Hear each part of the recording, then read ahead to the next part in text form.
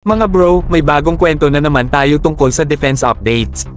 Kung kahapon lang pinag-usapan natin ang mga procurement ng Navy, ngayon naman Philippine Air Force ang bida. Ayon sa Procurement Monitoring Report mula sa DND, kasali sa listahan ang canisterized surface-to-air missiles with 2 sets accessories acquisition na nagkakahalaga ng 1.1 billion pesos.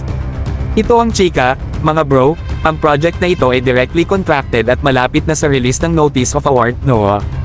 Ayon sa report, final touches na lang sa terms of reference ang ginagawa, kaya exciting ang magiging development sa mga susunod na linggo.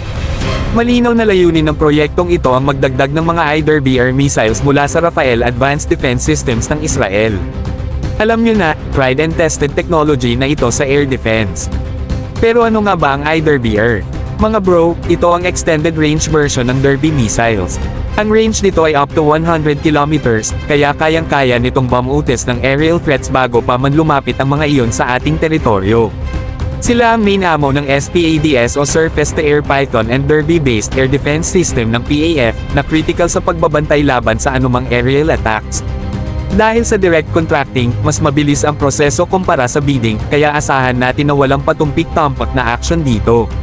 Alam ng DND na mahalaga ang time factor sa pagkuha ng ganitong critical na kagamitan. Anong ibig sabihin nito para sa atin? Simple lang, mas secure na ang ating himpapawid. Ang pagdagdag ng mga IDER-BR missiles ay nagbibigay ng layered defense capability sa ating bansa, lalo na kung may mga modernong banta mula sa ibang bansa. Ito ay patunay na seryoso tayo sa pagtatanggol sa ating sovereign territory.